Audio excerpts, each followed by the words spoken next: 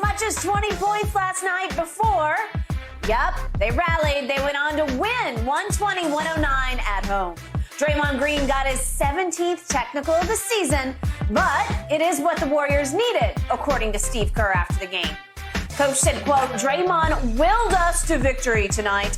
Just the intensity, the frustration early with the way we were playing, mad at the world, yelling at everybody, their bench, our bench, me, and frankly, we deserved it.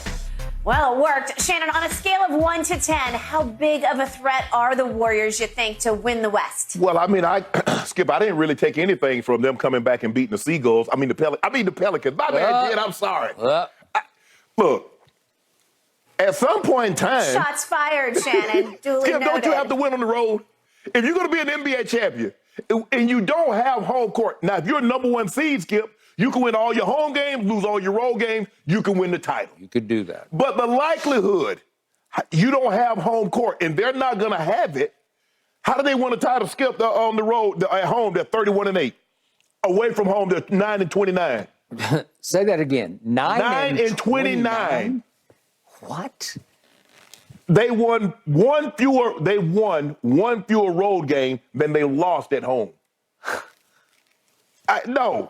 So I didn't take anything away because they still struggle on the road. Yes, Steph was sensational. Draymond, with his antics and what carrying on, Draymond was plus 26 in plus minus. 8 points, 13 assists, 6 rebounds, doing what he does, needling guys. You know, Draymond does a great job. He hip checks Brandon Ingram, walks to him, and then pretend like, and I ain't do nothing. Y'all see what he did? Yo, for what? Why? Why did I get attacked? You know why, Dre? Because you started all of this foolishness. But no, Skip, I give him a 30. I give him a 3. On a scale of 1 to 10, I give him a 3%, a 3, or they can win the NBA titles, considering how bad they struggle on the road. I get that Steph was sensational last night, but he's been sensational. It makes it seem like Steph all of a sudden has broke out of this shooting slump. Skip, he's averaging damn near 30 points a game the entire season, although he's missed a large chunk of time. Yeah. But Steph hasn't struggled this year. So, no, I gave him a 3. Okay. I'm trying to dredge up some last year respect for this team because you should have respect. I know they don't have Andrew Wiggins. He's out for a personal issue. Right. He was instrumental in their finals. Yes, he's their best perimeter defender. Yeah. Okay, so I'm going to give you that. But I'm going to give it a 1 on a scale of 10 because I just can't buy it because I just can't see it on a consistent enough basis. Neither can I. And then all of a sudden, out of nowhere, they dredge it up and Draymond chest beats and takes all the credit for turning that game around. His quote after the game was, it was perfect, perfectly executed. He's talking about the flagrant foul he got, that was exactly what that team needed at that moment. Steve Kerr after the game, Draymond willed us to victory tonight. So Draymond has taken credit because he said we were dead in the water. I'm looking around and we're having a hangover from the game they lost the other night because Draymond turned it over. By the way, do we have that? I just want to remind people of what happened at the end of that game because they have Minnesota dead to rights in San Francisco at Golden State. And here's what happened at the end of this game. Draymond, whoops. And Karl Anthony says, you know what? I'm just going to shoot this. I couldn't believe he just pulled up and shot. He's 7 feet tall, but he can shoot threes. Yes, he can. As you know, and he just rips it. He won the 3-point contest a couple years ago. He just ripped the heart out of that whole arena. Yes. Okay, so they were still trying to pick themselves back up off the canvas off that game. And so Draymond gets the flagrant foul, and then about 20 seconds later, he almost gets another tech, which I believe he should have gotten because he just runs over Herbert Jones, if we can see the next play. Oh, the charge. Yeah, and then he stomps on him. It looked like to me he just stepped all over him. And I thought it was intentional. And Herbert Jones didn't love it, and nobody loved it, and nothing really happened. But it looked like B.I. wanted all that smoke with Draymond last night, though. B.I. Okay, well, that was the first one. Yeah. No, that was the first one.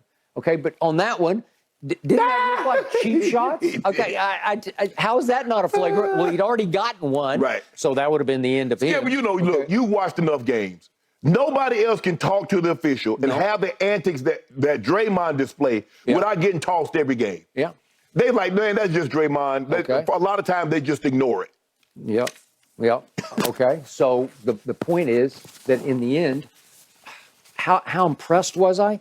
Okay, so Jen knows this full well. Okay, they don't have Zion, who's their best player. Correct. And they don't have Alvarado, who is their spark plug. Yes. Their defensive, he's not a stopper, he's a starter. Yes. He just creates havoc. Right. You can't get the ball inbounds. You can't get the ball up court. Yeah, he's picking up 94 feet. He's making timely threes. Okay, so the point is that am I that impressed? So it jump-started them. And then in the third quarter, we got the CJ play. If we can see, CJ got frustrated because CJ just sort of lost it in the third and fourth quarter, and he just runs over DiVincenzo. If we could see this play, and it's a flagrant foul, and it should have been called. He just knocks him out of the way. Okay, it's getting chippier and chippier, and here he goes. Okay, you got it. And that seemed to not spark the Pelicans. It sparked the home team. And they go on a run. They closed the game on a 74-46 run. Well, they're capable of doing that. Oh, yeah. Because in the third quarter, it went crazy where Steph and Clay are just bombing threes. Well, if they're going to make whatever they made, 9 threes, I think, in the third quarter, I got it here somewhere, then, you're going to lose. Yeah. And CJ in the second half was horrible. And he's got to be, without Zion, he's got to be the one that you lean on. Yes. Obviously, Brandon Ingram's their best player. Right. But CJ, as their veteran presence, has got to make sure. So in the second half, he goes 1 of 7, 0 for 3 for 3, scores 2 points with 1 rebound and 0 assists, no free throws. It's just not good enough. Right. That's going to happen. Yes. And yet the Pelicans have been on a late season roll. They have caught some late season fire, which is why they were up 20 points. Right. You probably got to find a way to get that one home, though, Skip. You get up that many points on the road, you've got to find a way to slow the thing down, Willie Green, burn some of your timeouts, get the guys under control. Because you know what happens in this building, Skip. Yeah. Chase, Steph hits a 3, Poole or Clay hits a 3. Now all of a sudden, here comes that crowd. And then Draymond's going to start getting hey, fire only goes if he has oxygen. You got to snuff that out. Yep. So remember the game back on March 12th? Milwaukee visits that same arena. Yes. And there's no Giannis that night. And Milwaukee's up 8 in the fourth quarter, and Golden State roars back to force overtime and then wins going away in overtime 125-116. Yes. Remember Steve Kerr after the game? That was championship stuff. And I'm like, it was? There's no Giannis. Okay. They keep trying to speak it back into existence. Right. Well, he's talking about how fearless Steph was in that Milwaukee game. Okay, I got it. We've seen it before. We get it. Yes. But we haven't seen it nearly enough on the road this year. Correct. And then Draymond saying last night, I do all this because I know my team has my back. And I'm thinking, wait a second. This whole thing started to unravel before the season. You punched your teammate in the jaw. Right. In a practice. And somehow, some way, as you pointed out, the tape got leaked. Well, but my thing is, okay, Skip, his team got his back. Okay, so why y'all 9-29 on the road?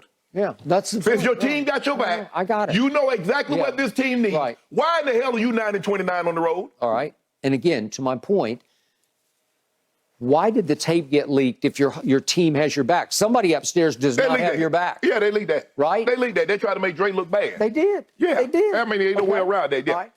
Are they burned out on him? Are they tired? Do they want to go in a different direction? Why would they want to make a guts and glue guy look bad? A guy who has been a very important, if not the most important, sort of glue player. Yeah, he's definitely the heartbeat of the team. Yeah, the heartbeat. Okay, I don't know, but that's what happened. Yes. They got off on the wrong foot, and it feels like, especially on the road, they've stayed on the wrong foot the whole year. Exactly.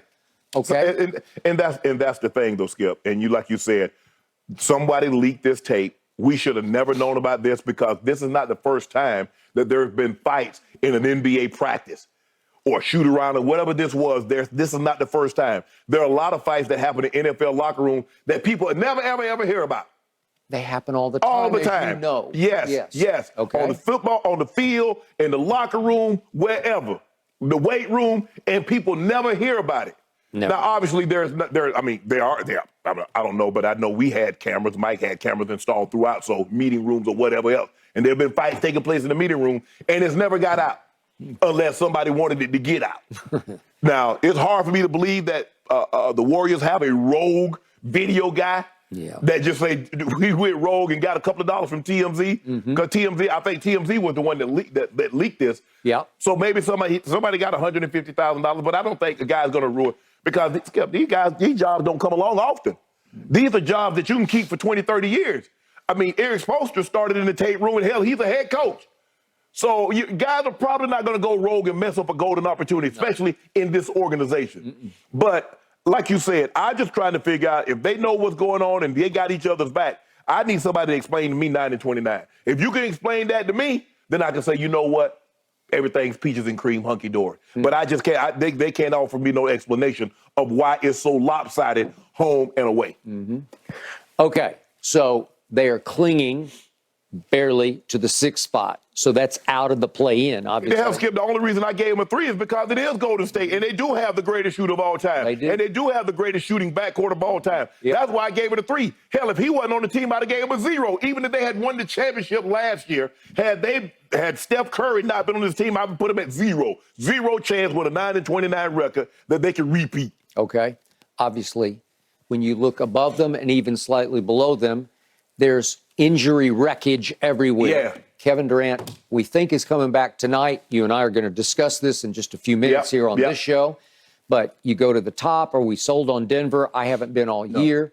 I'm starting to get more and more sold on the Grizzlies now that Ja's back in the flow of it. And the way they're playing, Jared Jackson ain't letting nothing to the rim. Nope, nothing. So they got a great shot this year. But then you start looking at all the other teams. The Clippers, I'm not sold on. They lost Paul George. Right. They're stuck with Russ like your Lakers were stuck with Russ. And we just keep going back and forth. Dallas looked like one of the top 4 teams, and now they're out of the play-in as we speak, and they got to play at Embiid tonight. Can they win that? I don't even know if Joel's going to play. I assume he is. Can they win that game? They could be the odd team out before this is over. Luka and Kyrie going to have to go crazy. Yep. Because they definitely don't have an inside presence. I can see Joel Embiid getting 50-20 in a game like this with no inside. With Powell and Kleber as your only guys. JaVale, they don't really play JaVale that much. Well, tonight they better. Seriously. They better throw it. JaVale can bother Joel. Well, I think the thing is, Skip, is that they got 18 fouls. Use them up. You better. You got Christian Wood. I know he plays softer perimeter shooters type stuff. He ain't got no bricks in his back pocket. Yeah. Okay, so the point is, could Golden State take off? Well, sure they could. Yeah. It's that kind of year where it's begging to be won. We're going to talk about your Lakers. LeBron's back. See, they got to go to Chicago, back to the scene of the quote-unquote crime that they lost at home. Well, are they good enough to take off? Yes, they are. All these teams are, but I'm with you. In the end, this Golden State team keeps saying, look how good we are. And I keep saying, well, show me on the road. Right. Exactly. That's what it's going to come down to. Skip, could they possibly beat every team in the West in 4 games? Sure. Could they lose to every team that's in the playoffs in the West in 7 games? Yes. Yep. Yes. Yes. Agreed. It is the largest home road differential in the NBA.